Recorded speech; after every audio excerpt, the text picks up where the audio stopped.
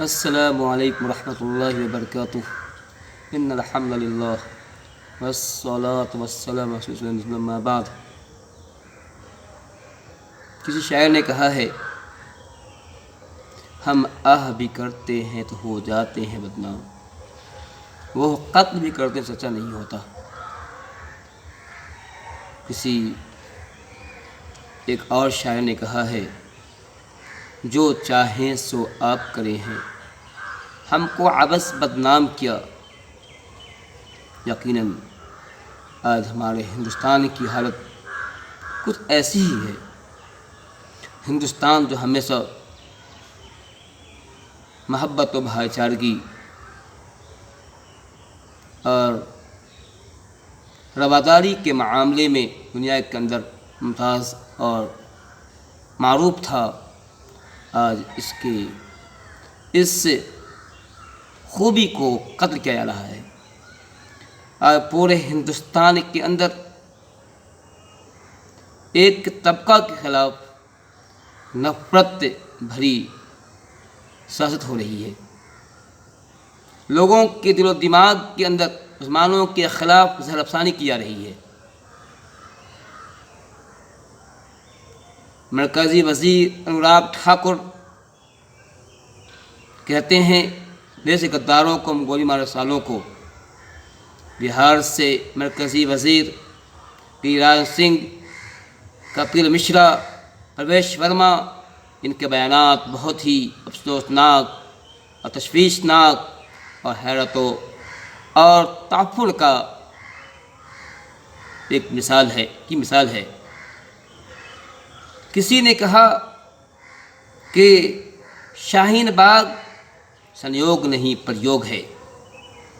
کسی نے کہا کہ ای وی ایم کا بٹن اتنی زور سے دباؤ کہ اس کا کرنٹ شاہین باغ کو لگے۔ کسی نے یہ بھی کہہ دیا کہ شاہین باغ والے یہ خواتین، نہتے خواتین، یہ کمزور خواتین چاہتی ہیں کہ ہندوستان کے اندر، دلی کے اندر مغل راج کا دوبارہ قائم ہو جائے، دوبارہ آ جائے۔ ان سب کے باوجود ہماری عدلیہ کا یہ حال ہے۔ ہماری پولیس جو خود کسی شہر میں کام کرتی ہے، اس نے ان پر کوئی مقدمہ درج نہیں کیا، ان پر کوئی لگام نہیں، یہ بے لگام ہیں، ان کو کھلی چھوٹ ہے، مگر ہم آہ بھی کرتے ہیں تو ہو جاتے ہیں بدنام۔ یہ کچھ وہ لوگ کر رہے ہیں۔ طاہر حسین نے اپنی سرکشا کے لیے، اپنی حفاظت کے لیے کچھ اقدام کیے، کہ انہوں نے اپنے اقدام کی مکمل طور سے ثبوت دیا، ویڈیو شکل میں ان کو نہیں مانا گیا۔ یہ عزت جہاں نے رائے سے لوگوں نہیں، لیکن ان کو اوپر جو ہے، بلکہ یہ کہا جائے کہ دلی کے اندر یہ ہوا، مسلمان کٹے بھی مرے بھی، الٹا ان پر ہی مقدمہ ٹھوس دیا گیا۔ یو پی میں کچھ ایسا ہی ہوا۔ یہ عجیب حال ہے ہمارے دیش کا، ہماری سیاست کا، کہ وہ خود کرتے ہیں اور دوسروں پر مقدمہ ٹھوک دیتے ہیں۔ یو پی کے اندر انہوں نے خود بسیں جلائیں، بس جلائے، میں نے کیا تماشا کیا، اور پھر معاوضہ کے طور پر مسلمانوں پر جو ہے کیس کر مقدمہ کیا گیا۔ ہمارے معاملہ، دیش کا معاملہ عجیب و غریب ہے۔ جو کچھ ان منتریوں نے، ان وزراء نے کہا ہے، اگر اس کا ایک ادنا بھی معمولی بھی اس طرح کی بات کو مسلمان کرتا تو آج وہ دل کے سلاخوں کے پیچھے ہوتا۔ تاریخ کے اندر ایسے واقعات ملتے ہیں جہاں مسلمانوں نے کوئی بات نہیں کی ہے، لیکن صرف اور صرف شک کی بنیاد پر ان کو دل میں ڈالا گیا ہے۔ قومی تنظیم کے اندر 2010 کے اندر ایک مضمون شائع ہوا تھا، ڈاکٹر رضوان احمد کا زمانے کالم آیا کرتا تھا لیکن اب شاید ان کا انتقال ہو گیا، اب وہ کالم آنا بند ہو گیا۔ تو ڈاکٹر رضوان نے لکھا تھا، قصہ درد کے نام سے ایک مضمون لکھا تھا، اس میں انہوں نے کئی واقعات درج کیے تھے جس میں کس طرح سے شک کی بنا پر مسلمانوں کو جیل کے اندر ٹھوسا گیا، پھر کیسے ان کو نکالا گیا، ان کے پاک اور صاف جسم پر کیسے دھبا لگایا گیا، داغ لگایا گیا، ان کو داغدار کیا گیا۔ انہوں نے لکھا کہ دیوبند کے مولانا نور الہدیٰ امارت ایئر ویز سے غیر ملکی سفر پر جا رہے تھے کہ جہاز پر بیٹھے ہوئے تھے، کسی اسنا میں ان کے بیٹا کا جو سعودی عرب میں رہتا تھا ان کا فون آیا، تو ان کے جواب میں اس نے کہا کہ 15 منٹ میں جہاز اڑنے والا ہے، جہاز اڑنے والا ہے۔ اتنا سننا تھا کہ ان کے پڑوسی میں بغل میں خاتون بیٹھی تھی، وہ پریشان ہو گئی، دنگ رہ گئی، کیونکہ ان کو دماغ کے اندر یہ زہر گھول دیا گیا ہے کہ داڑھی والے، ٹوپی والے آتنکواد ہوا کرتے ہیں، دہشت گرد ہوا کرتے ہیں۔ یہ وجہ کہ وہ اور ڈر گئی کہ وہ مولوی صاحب کہہ رہے ہیں کہ جہاز انہیں مطلب یہ ہے کہ جہاز کے اندر بم فٹ کیا گیا ہے۔ فوراً چپ کر اٹھتی ہے اور جہاز کا عملہ بتاتی ہے کہ ہمارے بغل میں فلاں سیٹ پر ایک مولوی بیٹھا ہوا ہے داڑھی والا، وہ کہہ رہا ہے کہ جہاز اڑنے والا ہے۔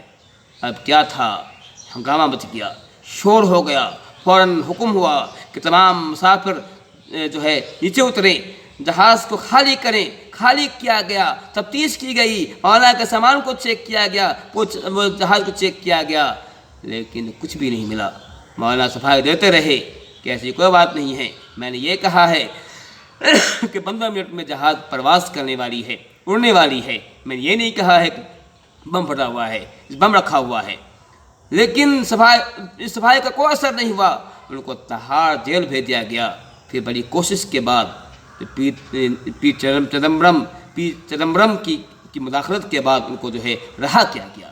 لہذا کیجیے کیا ہمارے ہندوستان کے اندر کتنا زہر ڈال دیا گیا ہے مولویوں کے خلاف، مسلمانوں کے خلاف، کہ لوگ آتنکواد ہوتے ہیں کہ اگر وہ کوئی یہ کہے کہ جہاز اڑنے والا ہے تو مجھے لگتا ہے کہ جہاز میں انہوں نے بم فٹ کر دیا ہے۔ یہ بات سوچنے کی تھی کہ وہ جہاز میں خود بیٹھے ہوئے تھے، نہیں وہ جہاز سے باہر تھے۔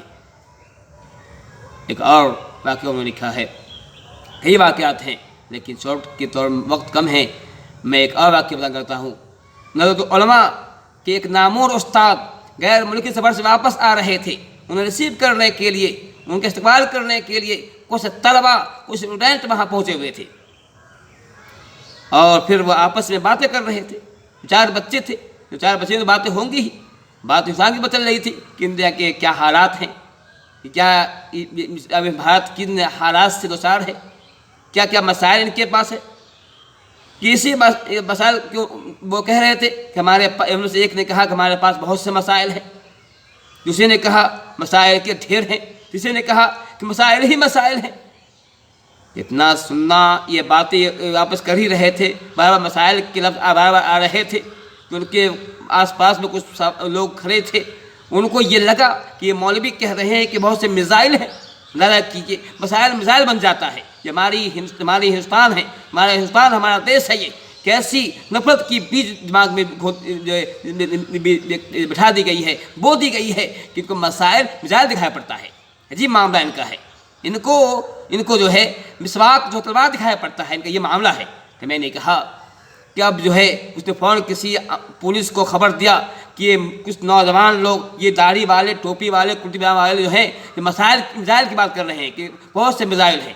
پھر کیا تھا، یہ پولیس والے تو موقع تاکتے ہی رہتے ہیں کہ کوئی شکار مل جائے۔ پھر کیا تھا، پولیس ان کو 4 5 پکڑ لیا، ان کو بھی انہوں نے بار بار صفائی دی کہ میں مسائل کہہ رہا تھا، میزائل نہیں کہہ رہا تھا، چونکہ ہندوستان کے بہت سے مسائل ہیں، حقیقی ہندوستان جو مسائل سے جوجھ رہا ہے، یہاں غریبی ایک مسئلہ ہے، اور یہاں جو ہے بھوکمری مسئلہ ہے، تعلیم کا مسئلہ ہے، یہاں جو ہے سواستھ ایک مسئلہ ہے، بہت سے مسائل یہاں ہیں۔ اس کے اور خاص سب سے بڑا مسئلہ یہ ہے کہ یہاں جو ہے یہ جو مسلمان اب جو دیوار کھڑی کی جا رہی ہے، یہ تفریق کی جا رہی ہے، یہاں کے محبت کو، یہاں کے اتحاد کو، یہاں کے بھائی چارگی کو اور رواداری کو جو توڑنے کی کوشش کی جا رہی ہے، یہی بڑا مسئلہ ہے۔ تین سماج کے وہ باتیں کر رہے تھے، وہ سوال لیتے رہے، کوشش نے سنا گیا، ان کو بھی تہاڑ جیل بھیج دیا گیا، پھر کئی دن کے بعد بڑی کوشش کے بعد ان کو چھوڑا گیا۔ یہ ہمارے ہندوستان کا یہ ماحول ہے کہ اگر کوئی مسائل کہے اس کو مسائل معلوم ہوتا ہے۔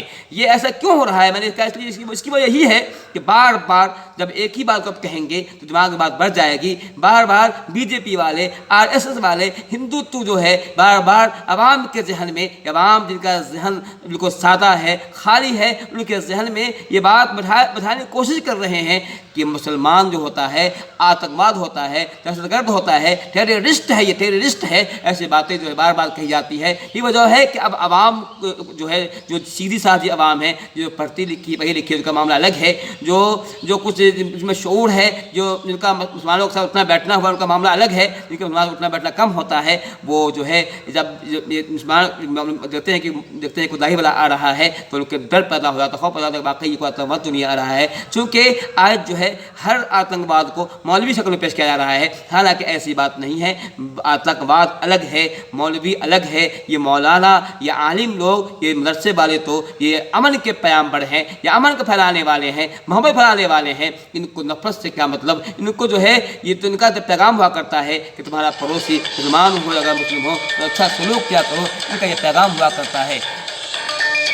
تو میں نے کہا کہ یہ کچھ ہو رہا ہے، تو اس ایسے موقع پر اور بات کی ہے کہ ہم مسلم اور ہندو اور مسلمان تمام لوگ متحد ہو کر رہیں، اور ایسے لوگ جو ہمارے اتحاد کو توڑنے کی کوشش کر رہے ہیں، ہمارے اتحاد کے بیچ میں دیوار کھڑی کر رہے ہیں، ہمارا ضرورت کہ اس کو جو ہے دیوار کو پاٹا جائے، آپس میں محبت بھائی چارہ لگا جائے، کیونکہ اسی میں ہمارا دیش ترقی کرے گا۔ اگر ایسا نہیں ہوا، اگر یہ بٹ گئے، ہندوستان بٹ گئے، تو یہ ہمارا دیش جو ہے بہت ہی پستی دیوار پہ آ جائے گا، تو اس کا کوئی پسانے حال نہ ہوگا۔